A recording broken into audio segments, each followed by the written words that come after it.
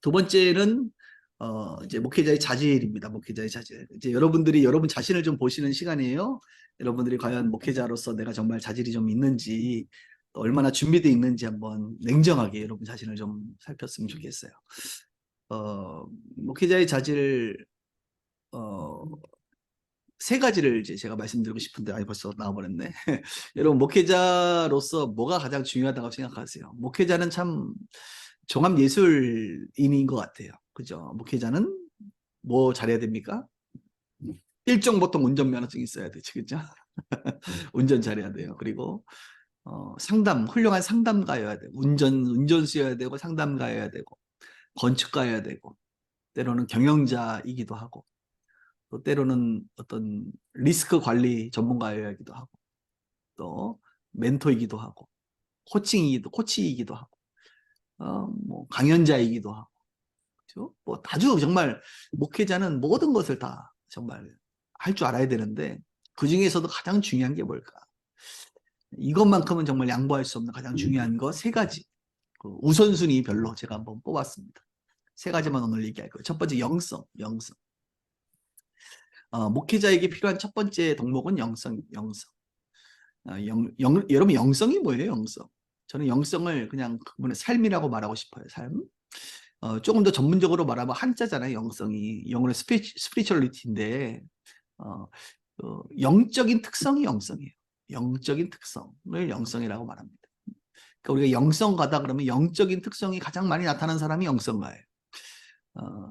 그러면 영성이 도대체 우리가 말하는 영성은 무슨 영이죠? 여러분, 우리가 귀신의 영을 말하는 건 아니잖아요. 우리가 말하는 영은 하나님이시죠. 하나님은 영이시니까 하나님의 특성이 가장 많이 나타나면 영성갑니다. 조직신학에서 배운 것처럼 하나님은 우리에게 공유적 속성과 비공유적 속성을 주셨어요. 그래서 공유적인 것, 우리에게 인간을 창조하실 때 그분의 성품과 그분의 어떤 특성들을 나타내셨고 때로는 우리가 갖지 못했지만 우리 안에 성령이 지금 계시기 때문에 하나님께서 우리를 통해서 가끔 비공유적 속성의 특성을 나타내시기도 합니다. 그죠? 그래서 우리가 그런 것들을 보면서 영성이 있다 없다 이렇게 말합니다. 하나님은 우리가 좀 비교할 대상이 좀 아니잖아요. 하나님이 아닌 하나님이 인간이면 참 좋겠는데 다행히 하나님이 인간의 모습으로 인간인 우리에게 롤 모델을 한번 보내주셨죠. 바로 예수님이십니다. 그러니까 우리가 말하는 영성의 최고봉은 누구냐? 예수님이세요. 동의하시나요? 네, 아멘. 네, 예수님. 그 예수님은 어떤 영성을 가지고 있나요? 이것을 우리가 연구하면 우리가 따라야 될 영성은 바로 예수님의 영성이구나 이렇게 발견하게 될 겁니다. 참 안타까운 것은 우리 예전에 우리 선배님들 시대에는 영성가 다 그러면 어떤 분 이미지가 있어요? 주로 이렇게 막 치유하고 막 기도하고 막 와 하고 막 그죠? 막 어마어마한 막 성령의 불이 나가고 막 그죠? 주로 기도 사역자들을 영성가다 이렇게 말을 했고 치유 사역자들. 또 요즘 젊은 분들은 마찬가지. 요즘 젊은 분들은 어떤 분들을 영성가라 그러냐면 그런 이제 은사자들보다도 어떤 내면의 어떤 그 영성가, 묵상가. 그래서 가끔 뭐 헨리 나우엔이라든지 이런 좀 글을 잘 쓰는, 그죠? 책을 잘 쓰시는, 정말 우리에게 묵상이 될 만한 글들을 쓰시는 분들이 영성가다고 또 얘기해요. 그 과거의 영성하고 지금의 영성은 왜 이렇게 다른지 몰라요. 그게 왜 그러냐면 이렇게 보시면 되겠습니다. 영성은 두 가지가 있어요. 내적인 영성과 외적인 영성이 있습니다. 내적인 영성이라고 한다면 영이니까 이제 성령과 연관돼 있죠. 성령의 열매죠. 성령의 열매. 성령의 열매는 9가지가 있지 않습니까? 사랑이라고 평온의 참 자비 양성 풍성 온유 절제 뭐 이런 것들. 그러니까 우리의 인격과 연관돼 있습니다. 예수님은 마음이 온유하고 겸손하시다. 이런 것이 예수님의 내적인 영성이 있죠. 그죠? 예수님은 사랑과 긍휼이 많습니다. 그죠? 온유하십니다. 이런 것들이 다 예수님의 영성이에요. 그러니까 성령이 우리 가운데 나타나시는 것 중에 뭐가 내적인 어떤 열매. 자, 그래서 여러분 따져보면 알아요. 여러분 사랑, 희락, 화평, 오래 참음. 여러분 사랑 있어요? 사랑? 사랑의 사람입니까? 희락. 목회자는 늘 이렇게 웃음이 있어야 돼. 기뻐요, 여러분? 신앙생활 잘하면 기뻐요. 왜? 성령은 우리 가운데 기쁨의 영을 주시니까. 기쁨의 영이시니까. 희락, 화평. 여러분 화평의 사람입니까? 오래 참음, 자비, 양선, 충성, 온유, 절제 뭐 이런 것들이 여러분한테 열매를 맺었어요? 그러면 여러분 영성가죠. 어떤 내적인 영성가다. 반대로 외적인 영성도 있었어요. 예수님은 여러분 모든 병을 고쳤습니다. 자, 그러면 여러분들도 모든 병을 고칠 수 있어야 돼, 없어야 돼요? 하여튼 병 고치는 거 여러분 할 수 있어야 돼. 예수님은 귀신을 다 쫓아냈어요. 자, 여러분 귀신 쫓아냅니까? 아니면 귀신 들린 사람 오면 딴 교회로 가라고 인도하십니까? 어떠세요? 예수님은 말씀의 권세가 있었어요. 그분의 사역 자체는 아주 탁월한 외적인 능력이 있었습니다. 그러니까 이사와 기적을 베푸셨단 말이에요. 아, 예수님이니까 그렇지. 아니요. 우리도 우리 안에 그분이 우리 안에 거하시기 때문에 여러분 우리가 외적인 영성들이 나타나는 거예요. 지금도 그런 놀라운 말씀의 권세, 병을 고치는 사람, 귀신을 쫓아내는 사람이 여전히 있습니다. 그러니까 우리는 자꾸 예전에는 외적인 영성에 치중했고 사실은 현대 목회자들은 내적인 영성에 치중돼 있어요. 제가 보니까. 그런데 현대 교회는 고도화된 사회고 이 어둠의 세력이 아주 중독 증세라든지 고도하게 마귀들이 역사하기 때문에 내적 영성만으로 안 돼요. 요즘 젊은 제가 목회자들한테 하는 말이 50세 이상, 40대, 30대 목회자들이 너무 죄송한데 외적 영성이 없어요. 아, 기도하면 병이 나아야 될 거 아니에요. 네, 개척해 보세요. 네. 여러분들이 기도했을 때 하나님의 능력이 여러분을 통해서 나타나야 되잖아요. 그런데 요즘 젊은 목회자들은 말은 예쁘게 하고 뭐 인사이트 있는 말을 하고 뭐 수사학적인 설교를 하지 설교 자체에 어떤 영적인 파워가 없다 이겁니다. 네. 이것을 여러분들이 정말 기르셔야 돼요. 훈련하셔야 돼요. 이거는 뭐 지금 요 강의로 되는 게 아니라 또 다른 정말 오랜 시간의 코칭과 함께 예수님의 그 도제. 예수님을 따라다니면서 그들이 배웠던 것처럼 배워야 돼요. 예수님에게 기도를 가르쳐달라고 그랬어요. 기도도 배워야 돼요, 여러분. 정말 성도들보다 기도 못하는 목사들 너무 많아요. 기도하는 거 딱 들어보면 알아, 그분의 영성을. 저는 우리 부교육자들 영성 체크하는데 가장 좋은 게 뭐냐면 금요 집회 인도해보라고 말아. 금요 집회 찬양 인도하죠. 설교하죠. 기도회 인도하지 않습니까? 이 세 가지. 찬양 인도하고 설교하고 기도회만 인도하는 거 딱 보면 아, 이 사람의 영성이 어떻거나 딱 답이 나와요. 그런데 어떤 사람은 설교는 잘하는데 찬양 인도할 때 기름 부으심이 없다든지 기도 인도할 때 영적인 파워가 안 느껴진다는 게 너무 많아요. 또 어떤 사람은 기도는 잘 인도하는데 설교에 어쩐 준비가 안 돼 있어서 또 성격이라든지 인격에 문제가 있는 사람들도 있고 그래서 우리가 영성의 부분에 있어서 그것은 여러분의 삶이고 교회를 개척하면 성도들은 여러분의 삶을 어항 속의 물고기 쳐다보듯이 다 보고 있기 때문에 이 영성이 없으면 교회 개척 자체가 불가능합니다. 그래서 여러분들이 영성이 얼마나 있는지 한번 보시면 좋겠어요. 두 번째는 리더십입니다. 리더십. 목회자에게 중요한 자질은 리더십이에요. 여러분 혹시 여러분의 교회에 만약에 이제 생각을 한번 해보세요. 신앙생활 하다 보면 목회하다 보면 여러분 교회에 여러분보다 영성 좋은 사람이 있을까 없을까요? 네, 있을 수 있습니다. 어느 권사님, 어느 장로님이 여러분보다 영성이 좋을 수 있어요. 그렇잖아요. 인격이라든지 외적인 능력이라든지 벌써 신앙생활 오래 하신 분들은 영성이 좋을 수 있어요. 그런데 그분이 담임 목사가 아니에요. 하나님이 여러분들을 담임 목사로 세운 이유가 뭘까요? 목회라고 하는 것은 영성만으로 되는 게 아니라 하나님께서 여러분들을 리더로 그 공동체 리더로 세운 것은 여러분에게 리더십을 발휘하라고 주신 겁니다. 여러분들이 MDB 전문적인 교육을 받고 교회에 대한 영성은 좀 부족해도 교회 전체를 이끌어갈 수 있는 전문성은 여러분들에게 하나님이 허락하신 거예요. 그러니까 리더에게 필요한 건 리더십이에요. 리더가 리더십이 없으면 어떻게 이끌어 간다는 거예요. 리더는 리더십이 있어야 되는 거예요. 팔로워는 팔로워십이 있어야 되는 거예요. 헬퍼에게는 헬퍼십이 있어야 되는 거죠. 리더니까 우리가 교회 담임 목사는 탑 리더 아닙니까? 탑 리더. 리더십이 있어야지. 그럼 리더십이란 또 뭐냐? 이것을 또 이제 각자 생각이 다 다르다 이겁니다. 저는 리더십과 관련돼서 가장 잘 설명하신 분은 김덕수 교수라는 은퇴하셨는데 그분이 변혁적 리더십 다이아몬드라고 하는 책을 쓰셨는데 그 책에 보면 4가지를 말하고 있어요. 자, 리더십이 뭐냐? 위로는 하늘로는 하나님이죠. 위로는 비전을 가진 사람이다. 비전의 사람이다. 리더에게는 비전이 필요하잖아요. 그렇죠? 리더가 비전이 없으면 됩니까? 하나님의 비전. 이 비전이라고 하는 것은 하늘로부터 오는 것이죠. 예. 하나님의 꿈이 우리 가운데 다운로드 되는 것이고 하나님의 계시, 하나님의 어떤 방향성, 하나님의 어떤 그 메시지가 우리 가운데 오는 거예요. 그래서 묵시가 없으면 백성이 방자에 행한다. 묵시. 이게 다 비전이라는 단어잖아요. 사도행전에 보면 말세에 내가 내 영으로 모든 육체에게 성령을 부어주리니 너희 젊은이들은 환상을 보고 너희 늙은이들은 꿈을 꾸며 너희 아이들은 예언할 것이 이렇게 나오잖아요. 자, 예언, 환상, 꿈이 다 뭐예요? 하나님께로부터 오는 거예요. 하나님께로부터 오는 예언과 하나님께로부터 오는 꿈, 하나님께로부터 오는 그 어떤 계시, 이게 다 뭡니까? 하나님께로부터 오는 비전과 연관된 거예요, 다. 그러니까 비전은 하나님께로 오는 거예요. 내가 만든 거는 비전이 아닙니다.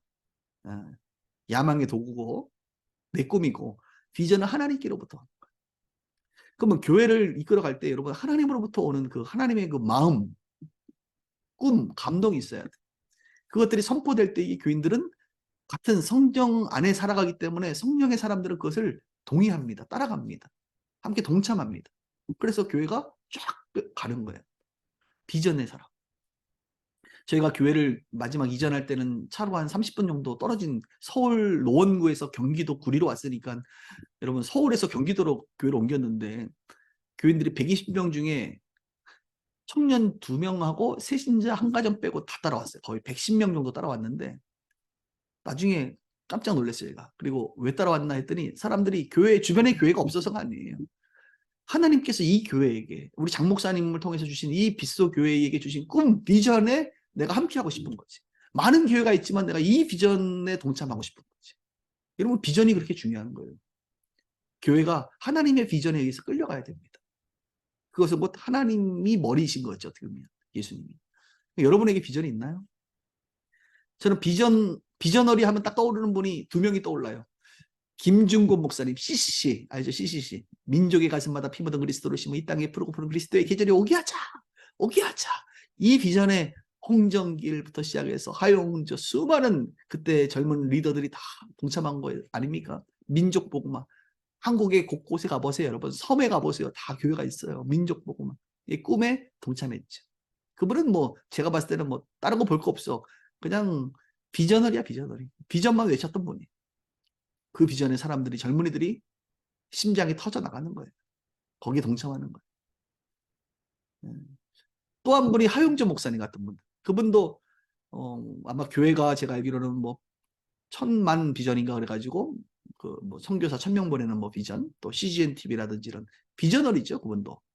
그래서 그분의 그 큰 위대한 원대한 비전들 앞에 수많은 사람들이 함께 동참했다. 그런데 문제는 지금 한국 교회를 봤을 때 좀 비전너리가 별로 안 보여요. 내가 봤을 때. 싸움꾼들은 많아. 동성애하고 싸우시는 분들도 계시고 차별금지법하고 싸우시는 분들도 계시고 싸움꾼들은 많은데 이게 하나님 나라의 비전을 크게 꿈꾸는 분들은 요즘에 많이 못 본 것 같아요. 여러분 있으면 좀 저한테 알려주세요. 나 별로 못 본 것 같아요. 여러분들이 그런 비전어리가 좀 됐으면 좋겠어요. 요즘은 전부 다 후임자들은 다 관리자들이라 이 비전어리들이 아니야. 그런데 진짜 리더들은 어떤 사람이냐? 비전의 사람이에요. 자, 여러분에게 성도들이 여러분에게 물어봐요. 목사님, 제가 이 개척교회에 와야 될 비전이 있나요? 내가 이 교회 다녀야 될 이유가 뭔가요? 그때 여러분들이 이 비전에 대해서 얘기해야 돼요. 제가 교회를 개척해서 가정교회를 했을 때 2호 가정이 왔는데 그 2호 가정이 왔을 2번째 설교회 때 제가 이 비전을 설명했어요. 저에게는 100천만 비전이라는 비전을 하나 주신 적이 있는데 그 비전을 설명했는데 그분이 집에 가서 가정교회 정말 교인 7명 있는데 그 비전을 설명했는데 집에 가서 남편하고 뭐라고 얘기했다는 거 아닙니까? 여보, 오늘 목사님이 그런 얘기했는데 믿어져? 그랬더니 믿어져. 나도 믿어지는데. 예? 그때 제가 가정교회 할 때 100개 교회 세운다는 얘기를 했거든요.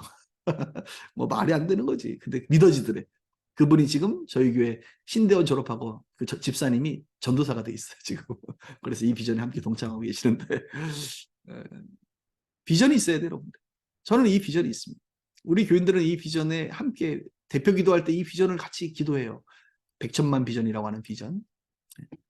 자, 아래로는 여러분 리더에게는 아래로는 문화를 이해하시죠. 문화는 것은 세상이죠, 세상. 세상을 이해하는. 그래서 본질, 복음은 바뀌지 않지만 복음을 담아내는 그릇, 이 틀, 형식, 문화는 바뀌어야죠. 우리가 찬양도 바뀌어야 되고 강대상도 바뀌어야 되고 예배 순서도 바뀌어야 되고 그죠? 전도 방식도 바뀌어야 되고 이 문화는 바뀌어야 돼, 끊임없이. 근데 목회자들이 자꾸 어디에 계시느냐면 예수님 때도 베드로, 야고보, 요한이 뭐라 그랬어요? 변화산에서 여기가 좋사오니 거기 좋지 거기가. 예, 거기가 좋아요. 우리도 거기가 좋아. 나도 거기가 좋고. 그러나 내려가자. 우리 지금 내려가자. 근데 여러분 우리 목사님들이 너무 홀리하게만 사시면 안 돼. 홀리한다는 것이 안 좋은 의미로 써요. 홀리. 너무 이렇게 그냥 주님만 알고 세상을 너무 몰라. 그래서 맨날 사기당하고 교회 월세 계약도 못하고 매매는 어떻게 되는지도 모르고 우리 교인들의 삶을 몰라. 제가 대학 캠퍼스하고 주로 직장 신우의 사역을 계속 하는 이유는 뭐냐면 현장을 이해해야 돼요. 성도들을 신방하고 성도들과 만나야지 요즘 성도들이 자영업자들이 이렇게 살아가는구나. 요즘 코인 하다가 망한 인생, 주식하다가 망한 인생들 교회에 있거든요. 알아야 내가 좀 뭐 이거 어떻게 이걸 해석을 해줘야 될지 뭐 이런 것들 이런 알아야 되죠. 너무 저기 신문을 보세요. 저는 매일 제가 국민일보 보는데 매일 제 테이블 위에 신문이 매일 아침마다 나와 있어요. 한 손엔 신문, 한 손엔 성경. 이게 문화예요, 문화. 그리고 좀 배워야 돼요. 잘하는 목회 잘하시는 분들한테 좀 배워야 돼. 문화. 왜 저분은 저렇게 마이크를 저런 걸 쓰실까? 왜 저분은 저렇게 교육을 할까? 이게 다 문화와 연관된 것들이거든요. 겸손하게 배워야 돼. 그래서 우리가 비전이 있고 아래로는 문화를 이해할 수 있으면 리더입니다. 리더. 하영주 목사님 같은 경우도 문화 잘 이해하시는 분이죠. 그래서 문화사역도 많이 하시잖아요. 저는 그분을 뵌 적도 없고 제가 오늘의 출신은 아니지만 그냥 그분을 객관적으로 봤을 때 비전과 문화에 탁월하시다 이렇게 저는 봐요. 자, 세 번째는 인격입니다. 인격. 인격은 우리 내면의 목회자들의 인격을 말하는 것이죠.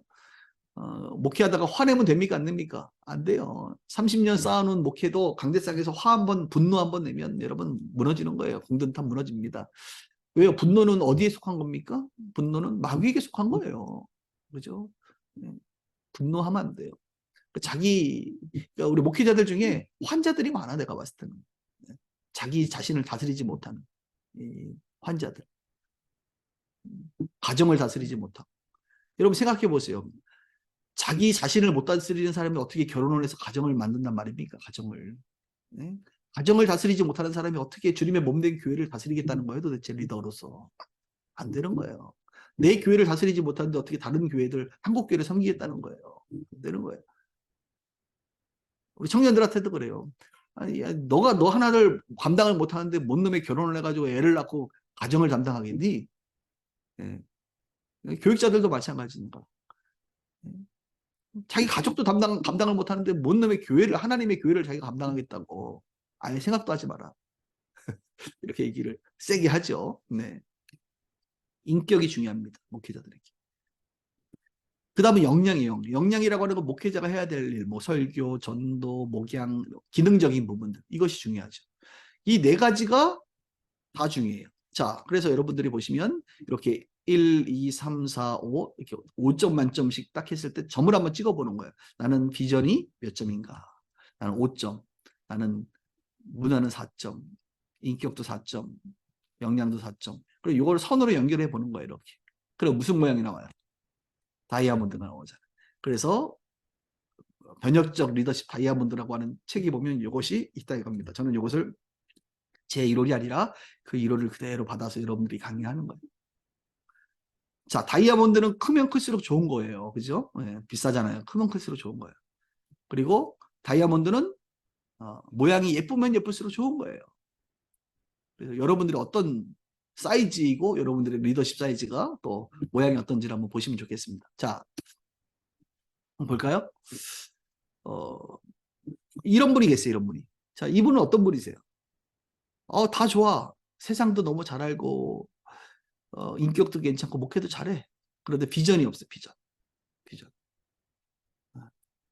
이런 비전 없는 교회는 뭐 우리가 대형 교회를 꿈꾸진 않지만 정말 하나님의 큰 일을 하지는 않습니다. 이 교회는 그냥 잘 관리자로서 목사님이 열심히 사시는데 그냥 교회가 꾸준한 성장도 할 거예요. 왜? 목회 잘하고 사람 괜찮고 성도들 잘 이해하고 하니까 목회는 잘할 거예요. 꾸준한 성장을 이루지만 뭔가 민족을 또 열방을 향해서 뭔가 큰 하나님의 어떤 그 위대한 일들까지는 없는 그냥 여러분 동네에 보시면 좀 큰 교회들 있잖아요. 근데 그분들 참 재밌잖아요. 여러분 동네 가시면 큰 교회들 많은데 그분 이름 알아요? 다 무명하신 분들이죠. 왜냐하면 비저너리가 아니기 때문에 그냥 목회 잘하시는 분들이에요. 네. 자, 이런 분들은 어떠실까? 이런 분들. 이런 분들은 뭐 비전도 대단하고 아주 세상도 잘 알고 뭐 설교도 기가 막히게 해. 근데 사람이 인격이 안 됐어. 이러면 들어왔다가 빠져나가는 그런 교회죠. 사람들이 많이 왔다가 많이 나가는 교회. 돌고 돌고 돌고 그죠? 사람들이 상처받고 막 강대상에서 욕하시고 결국은 이 인격 때문에 뭐 사고 나죠. 결국 나중에 신문에 나오실 가능성이 높습니다. 이분들. 네. 이분들은 어떨까? 이분은 와 비전도 대단하고 뭐 다 잘해, 목회도 잘하고 인격도 좋은데 문제는 세상을 너무 몰라. 그러면 어떤 일이 벌어지느냐? 하나님의 비전이 선포가 됐는데 세상과 너무 달라. 그래서 열심히 능력이 대단함에도 불구하고 그 비전이 성취가 안 돼. 성취가. 그러니까 성도들이 예를 들어서 이런 거죠. 2024년도가 얼마 안 남았는데 2024년도 첫 주에 선포를 합니다. 이제 300명 교회인데 갑자기 올해 우리는 더블로 올해 300명 전도하겠습니다. 하나님이 올해 우리에게 300명 배가 부흥의 비전을 주셨습니다. 그러면서 선포를 딱 한 거야. 그러면 성도들이 믿을까 안 믿을까? 여러분 300명 교회가 2024년도에 300명 전도하는 게 가능해요? 아니 불가능해요. 2024년도에 어떻게 300명 교회가 300명을 전도해? 나 그런 게 있으면 나한테 얘기해. 불가능해. 10명 교회가 10명 전도하는 건 돼. 그죠? 10명 전도하는 건데. 목사님 혼자라도 하니까. 300명 교회가 300명 전도한다고? 1000명 교회가 1000명 전도한다고? 이건 안 되는 거예요. 근데 그분은 받았대. 그래서 1년 지났어. 그랬더니 전도가 한 70명 됐네? 어떻게 하려고 그랬고. 그렇게 자꾸 목회자가 신뢰감이 떨어지는 거야. 그러면서 의심을 받지. 저분이 자꾸 말하는 거는 반만 믿어야겠다. 우리 목사님은 목회 욕심이 크구나. 하나님의 비전이 아닌 것들을 자꾸 얘기하시는 거예요. 이러면 성도들이 동참을 안 하죠. 네. 자, 이분 어떨까, 이분? 이분은 뭐 비전도 좋고 세상도 너무 잘 알아. 사람 너무 좋아. 뭐 방금 했던 예화로 따지면 300명 교회인데 우리 올해 50명 전도합시다. 뭐 괜찮아. 50명 충분히 할 수 있을 것 같아요. 그죠? 하나님께 비전도 받고 그래 충분히 50명도 할 수 있을 거고 우리 성도들 잘 훈련하면 될 것 같아. 우리 사람도 너무 좋아. 근데 문제는 50명 전도를 해야 되는데 이 목사님이 너무 역량이 부족해서 성도들 데리고만 오면 주일날 설교 듣고 안 나오네. 그 다음 주부터. 왜? 역량이 너무 부족해서. 새로운 사람들을 담아낼 만한 초신자들 담아낼 만한 그릇이 못돼. 역량이 너무 부족해. 성도들을 전도를 어떻게 시켜야 될지 몰라. 50명을 전도하려면 어떤 뭔가 나름대로의 전략이 필요할 거 아닙니까? 그죠? 프로그램이 필요할 거 아니에요? 근데 그런 게 없어. 그냥 비전 던지고 가능할 것 같아. 오케이. 50명 정도 가능할 것 같거든. 사람도 너무 좋아. 근데 뭐가 일어나지가 않아. 결과. 그래서 참 답답합니다. 자, 그러면 이제 여러분 여기서 자, 이분과 이분, 자, 위아래인데요. 이분을 A, 이분을 B라고 할게요. 여기는 없어요. 여기 이분은 없어요. 내가 살고 있는 동네에는 A 목사님과 B 목사님만 계신다. 자, A 목사님은 정말 전도도 잘하고 설교도 잘하고 뭐 목회 잘해. 근데 사람이 덜 됐어. 맨날 화내고 막 교인들한테 맨날 그냥 찐 따주고 자기 욕심만 챙기고 맨날 막 이래. 인격이 별로야. A 목사님. B 목사님은 정말 인격이 너무 훌륭해. 늘 함께하고 싶어. 그런데 너무 설교도 못하고 목회를 못해. 그냥 20명 교회가 지금 8년째 20명이야. 오문 나가고 사람은 좋은데 사람은 좋은데. 이분은 사람은 별론데 그래도 교회가 갑자기 뭐 50명도 되고 100명도 되고 목회는 잘해. A와 B 두 교회만 있다. 그럼 여러분들에게 한번 질문합니다. 여러분들이 둘 중에 하나를 성도로서 선택하라면 어느 교회를 가겠습니까? 아니 부교육자다 여러분. 부교육자는 좀 다르겠는데 이거는 입장이죠. 부교육자는. 자, 여러분이 성도라면 어느 교회 다니시겠어요? A 교회 다니시겠어요? B 교회 다니시겠어요? 자, A 교회 다닌다 손 들어보세요. 자, 난 그래도 목사가 사람은 좀 부족해도 목사가 목회 잘하면 되지 뭐 리더십 있고 나는 그래 나는 목회 잘하는 목사한테 그 교회 다니겠다. 설교 잘하면 돼. 내가 개인적으로 안 만나면 되지 뭐. 자, A 교회 다니겠다 손 들어보세요. 예, 오케이. 그래도 나는 사람은 목회는 좀 못해도 그냥 사람이 좋잖아. 인격적이잖아. 나를 위해서 기도해주고 사랑해주고 나는 B 목사가 좋아. 나는 B 목사. 뭐 교인이 20명이면 어때? 나는 뭐 내가 뭐 담임 목사도 아니고 뭐 목사님이 힘드시겠지. 나는 그래도 좋은 목사님하고 같이 있을래. 사람 좋은. 나는 B 목사님하고 신앙생활 하겠다. 손 들어보세요. 네, 손 내리시고. 아, 참 우리에게 선택권이 두 개밖에 없어서 죄송합니다. 자, 이 얘기를 왜 하냐면 여러분의 성도님들한테 이거 한번 이걸 가지고 써먹어 보세요. 회사 팀장님이 있는데 여러분 A 팀장님하고 B 팀장님 있는데 어느 팀장님하고 일하고 싶으세요? 이렇게 물어보면 A에 손드신 분들의 특징이 뭐냐? A에 손드신 분들 여러분 일중심의 사람이에요. 일중심의 사람. 주로 A는 남성분들이 많아. 제가 조사를 해보니까. 그러니까 이분들에게는 아니 목사가 목회 잘하면 되지 뭘 사업가들이 주로 여기에 손을 많이 들어요. 에이, 사업 잘하면 되지 뭐 인격이 뭐가 그렇게 중요한데 무엇이 중요한디 인격이야 뭐 좀 사람이 다 그런 거지 뭐 인격이 좀 부족해도 아 목사가 목회 잘하면 되는 거지 뭐 교회 부흥시키고 하나님 나라 전파되고 확장되면 좋은 거지 뭐 이렇게 생각하시는 분들 일중심의 사람. 네. 아래 B를 선택하신 분들은 어떤 사람? 관계 중심의 사람. 일이 뭐가 중요한데 교회가 뭐 커지고 뭐 그게 뭐가 중요한데 그냥 좋은 관계를 가지고 사람이 훌륭하면 되지. 네? 주로 이런 분들이 B 중심의 사람이에요. 그래서 여러분들 너무 극단적이긴 하지만 그렇게 우리 성도들을 판단할 수 있어요. 아, 우리 성도들은 그래서 우리 교회도 보면 뭐 성도들이 다양한 사람들이 있잖아요. 요거 해보면 아, 저 사람은 일 잘하는 목사 좋아하는구나. 아, 저 사람은 좋은 관계, 신방, 돌봄이 필요한 걸 좋아하는구나. 이렇게 이제 구분을 할 수가 있다는 겁니다. 자, 지금 여러분들에게 제가 이제 세 가지 목회자 자질 중에 두 가지까지 얘기를 했습니다. 아유, 여러분 시간 금방 가죠? 벌써 30분 지났어요. 이야, 그죠? 명강의는 시간 가는 줄 모르고 훅 지나간답니다. 예, 웃지도 않으시고 여러분, 아유, 정말. 자, 마지막 세 번째는 커뮤니케이션입니다. 목회자에게 제일 중요한 건 뭐냐? 커뮤니케이션. 다른 말로 소통이다, 소통. 의외로 목사님들이 우리 성도들도 보면 제가 늘 얘기하는 목회자들처럼 소통 안 되는 사람이 없다는 거예요. 이게 얼마나 이게 문제예요. 목회자는 다 말로 먹고 사는 사람이야. 여러분 기독교 공동체는 다 말로 먹고 살아요. 자, 여러분 우리는 전도 뭘로 합니까? 전도? 복음 말로 전하잖아, 말로. 우리는 병도 뭘로 고쳐요? 메스로 고치지 않아, 우리는 병도 예수의 이름으로 말로 고쳐. 우리 설교 뭘로 해? 말로 해. 상담 뭘로 해요? 말로 해요. 목회자는 전부 다 말로 하는 사람이에요. 말. 그래서 여러분 딜리버리도 중요하고 말할 줄 알아야 돼. 말하는 사람이 목회자예요.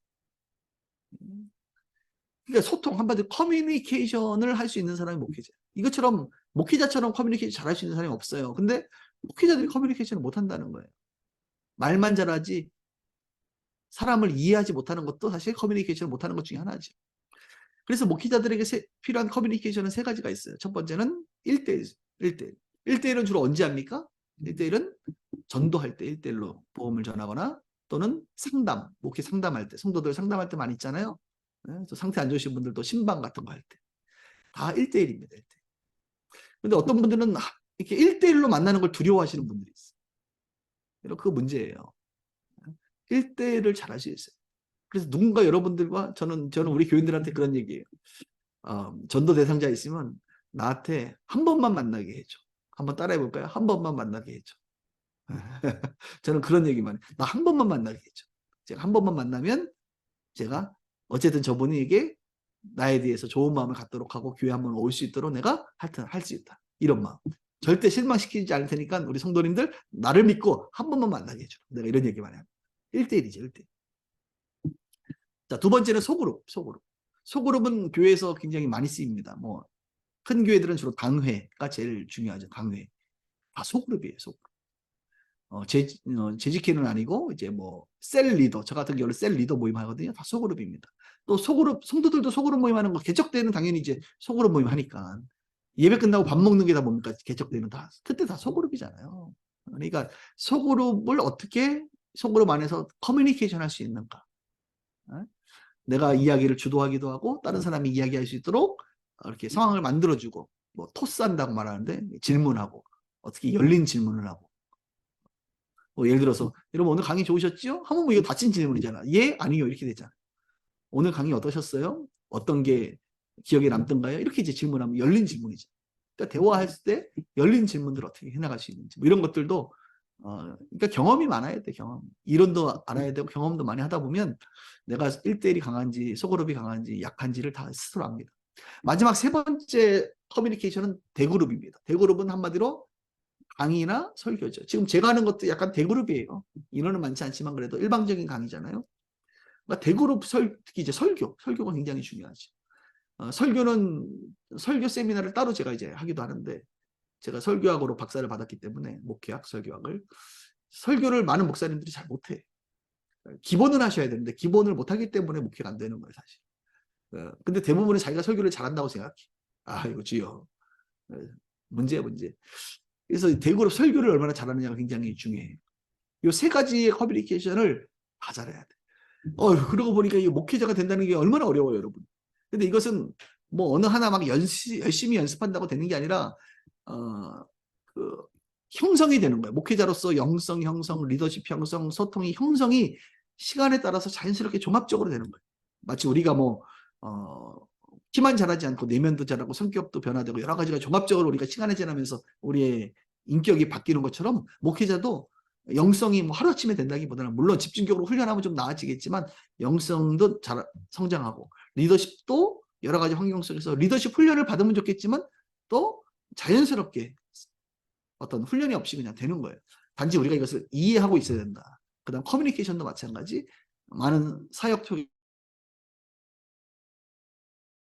광야를 통해서 우리가 길러지는 거예요. 길러지는 거예요.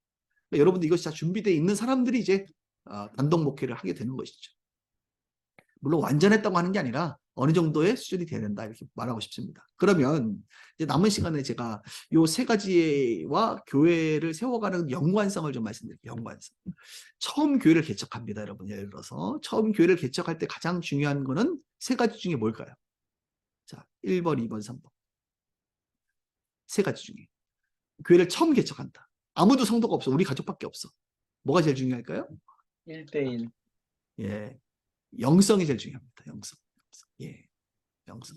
영성이라는 것은 그분의 내적인 외적인 영성은 결국은 향기를 내요. 매력을 발산시켜.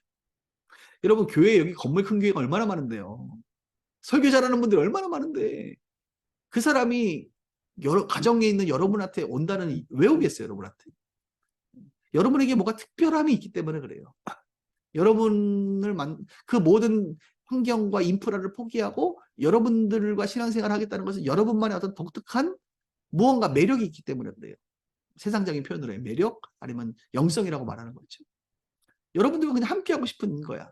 나는 저 목사님하고 함께 할래 그냥. 아유 뭐 가정이어도 상관없어. 창고여도 상관없어. 아유 20평짜리 상관없어. 나는 그냥 저분이 좋아. 나는 저분과 함께하고 싶어. 자, 이런 분들 중에 대표적인 분들이 누구냐면 기도원 아주매들. 기도원 원장님들 계시죠? 기도원 원장님들. 기도원 원장님들 여러분 10명 잘 모읍니다. 기도원 가면 10명은 늘 상주에서 늘 그분과 사는 분들이 있어요. 왜냐하면 기도원 원장님들에게 뭐가 있어요? 주로 외적인 영성이 있거든. 그분은 누가 아프다 귀신 들렸다 그러면 그냥 혼자 40일을 그 한 분을 위해서 40일 금식해버려. 여러분 40일 금식할 수 있겠어요? 못해 우리는. 근데 그분들은 그냥 외적인 영성이 있어서 치유의 영성. 근데 이제 내적인 영성이 없어서 늘 상처받고 떠나서 문제죠 사람들이. 그분들은 10명만 모아. 10명 이상은 못 모아.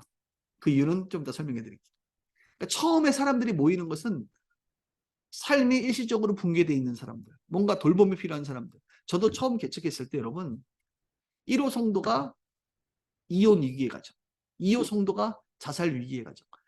3호 성도가 이혼한 자매, 4호 성도가 탈북한 20대 청년, 5호 성도가 탈북한 애기 엄마. 한번 생각해봐. 가정교회에 정상적인 사람이 오겠어? 당신 같으면? BMW 탄 사람이 오겠어? 4인 가족 직장생활 멀쩡하게 하는 사람이 오겠냐고. 내가 뭐가 있다고. 네. 그러나 정상적이지만 일시적 삶이 붕괴된 사람. 근데 여러분 놀라운 사실은 지금 그 사람 지금 제가 얘기했던 그 탈북자들은 이제 딴 데로 가셨고 그 얘기했던 사람들이 전부 다 지금도 아직도 우리 교회 다니고 있다는 거 아십니까? 우리 교회 1호 집사는 우리 교회 지금 간사님이 되기 풀타임 사역자. 2호 집사는 전도사가 돼 있고. 네? 이혼한 자매님은 새 신랑 만나가지고 아주 행복하게 살고 있고, 예. 반주했던 자매는 지금도 반주자로 결혼해서 애 낳고 반주하고 있고, 예. 가정교회 그 개척 멤버가 지금도 우리 교회는 다 교회 리더십이 돼서 교회를 섬기고 있는데, 그 사람들이 왜 나한테 왔겠냐고. 뭔가 저분과 함께 시간을 같이 보내고 하면서 회복. 저는 이제 기도 사역을 잘하는 사람이기 때문에 저의 전문성은 강의나 설교가 아니라 사실 기도예요, 기도. 제 전공 기도인데, 기도 모임을 저는 항상 하면 그 안에서 놀라운 회복의 역사가 일어나기 때문에 그런 분들이 이제 가정교회에서 기도 모임을 하면서 많은 회복이 일어났어요. 그게 이제 영성 영역이거든요, 영성 영역. 그러니까 여러분들이 영성이 없으면 죄송하지만 10명 안 모입니다. 여러분만의 어떤 독특한 내적인 영성, 외적인 영성, 여러분만의 어떤 캐릭터, 매력, 그 영성이 나타나야 10명이 모여요. 그게 개척 단계예요, 개척 단계. 자, 그러면 이제 10명이 넘어가기 시작하면 이제 교회가 설립이 되는데, 교회가 설립이 되고 20명이 되고 30명이 되고 40명이 되고 50명이 됐을 때 가장 중요한 게 뭘까요? 그다음부터는 리더십입니다. 리더십. 왜냐하면 사람들이 회복이 되고 나면 그다음부터는 자기 말을 하기 시작하고, 또 상태 안 좋은 사람들이 개척교회 때 많이 오기 때문에 그 상처의 어떤 쓴뿌리들이 막 드러나기 시작해. 그러면서 새 성도가 와서 기존 성도를 쫓아내기도 하고, 서로 상처 주고받고 하면서 막 교회가 풍지박살이 나. 그래서 교회 개척하고 나서 대부분의 20명에서 100명 못 넘는 이유가 있어요. 대부분의 교회가 100명 못 넘잖아요. 100명은 고사하고 50명도 못 넘어. 이유가 뭔지 알아요? 한국교회 80%가 목회자가 리더십이 약하다 보니까 교회 안에 성도들이 왔다가 또 빠져나갔다가 왔다가 빠져나갔다가 올라가면 또 다시 한번 꺾이고 또 다시 올라갔다가 또 꺾이고, 이런 일들이 반복되는 거예요. 우리 교회도 개척했다가, 아이고, 자, 죄송합니다. 개척했다가 누가 한번 이렇게 큰 소리 쳐가지고 6명이 쑥 빠져나가. 야, 그때는 정말 20명일 텐데 6명 빠져나가니까 와, 멘탈 무너지게. 한 2달 동안 교회 분위기가 얼마나 썰렁한지. 개척 때는 한 명 새로 오면요, 여러분 너무 분위기 좋거든요. 새신자가 완전 비타민이에요. 새신자가 분위기 업 시켜주는 거거든. 근데 6명이 빠져나가니까 20명 중에 멘탈이 무너지고 다들 교인들이 막 무너지고, 또 상처 준 사람은 자기도 상처 줬다고 또 안 나오려고 그러고, 이걸로 양쪽 다 난리가 났지. 여러분, 리더십이 굉장히 중요해요. 그래서 여러분들이 딱 중심 잡고 여러분들이 리더십을 잘 발휘해야 돼요. 이런 이제 아이디어들은 또 내일 가다 보면 강의 중에 또 묻어 나올 겁니다. 자, 세 번째가 이제 중요한데요. 세 번째는 언제부터 중요하냐면 교회가 좀 어느 정도 서서 한 50명 이상 됐을 때부터는 커뮤니케이션, 특히 설교가 중요합니다. 한번 생각해 보세요, 여러분. 지금 여러분들이 동네에 있는 조금 큰 교회 간다고 생각하시면 성도들이 등록할 때 뭐 보고 등록할까요? 그분의 영성이 보입니까? 잘 안 보여요. 영성은 근접해야 보이는 거예요. 이찬수 목사님 봅시다. 이찬수 목사님. 대형교회 목사님이신데, 뭐 대형교회 목사님들은 예화로서도 뭐 할 말 없어요. 고인이니까. 이찬수 목사님 영성 아세요? 물론 삶에서 설교에서 드러나긴 하지만 잘 몰라, 우리. 그분의 리더십 아세요, 여러분? 리더십 몰라. 부격자도 어떻게 대하는 줄 아세요? 잘 모르지, 우리는. 단지 우리가 보는 건 그분의 설교. 그것 때문에 성도들이 등록하는 거예요. 그러니까 교회가 50명 넘어서 100명, 저는 여러분들이 300명 목회하기를 당연히 원하는데 100명을 넘으려면 무조건 설교를 잘하셔야 돼요. 옆에 있는 교회 목사님도 설교 못할 것 같죠? 다 잘하세요, 여러분. 목회 20년, 30년 하신 분들 잘해요. 좀 올드해서 문제지. 여러분 기본적으로 어느 정도 설교 역량을 갖춰야 돼요. 그래야 처음 온 성도들이 예배와 설교를 통해서, 그분들은 뭐 1시간 예배 드리고 가는 사람들인데 어떻게 뭐 영성을 알고 리더십을 알아요. 와서 정착을 하려면, 나가는 사람보다 들어오는 사람이 많으려면 뭐 전도도 중요하지만 사실은 예배가 중요합니다. 그 중에서도 설교가 굉장히 중요해요. 그래서 여러분들이 설교를 굉장히 잘 준비하시고 또 훈련을 받으셔야 돼요. 여러 번을 많이 하시는 것도 중요해요. 저도 뭐 설교 한 2,000번 하니까 지금 뭐 설교 어느 정도 기본으로 하고, 또 계속 업그레이드하고 모니터링하고 피드백 받고, 그래야 자기 설교 매번 들어야 되고, 내가 뭐가 잘못되어 있는지, 어떤 딜리버리에 문제가 있는지. 제가 지금 이번 강의 영상 다 녹화하거든요. 나중에 다 듣습니다. 제가 듣고 나서 내가 요때 이런 말을 괜히 했다 다 체크해요. 다. 그러면서 발전하는 겁니다. 그래서 영성이 개척 초기에는 중요해요. 10명까지. 그 다음부터는 리더십이, 이때가 중요해요. 그리고 교회가 성장하면서는 설교가 중요해요. 그리고 교회가 아주 커지기 시작할 때는 또 리더십이 다시 중요해요. 자, 보세요. 1번에서 2번으로 왔다가 2번에서 3번으로 오고요. 3번에서 다시 2번으로 갑니다. 교회가 어느 정도 커지면 다시 리더십이 중요하고, 그리고 메가처치, 아주 큰 교회가 되려면 또 영성이 중요해요. 조용기 목사님이 되시려면 영성이 있어야 돼. 윤석전 목사가 되려면 영성이 있어야 돼. 단순히 설교, 그냥 설교 잘하는 거 가지고는 안 돼. 설교 잘하는 거는 대형 교회는 되지만 그 이상으로 세계적인 목회자는 안 돼. 영성이 안 따르.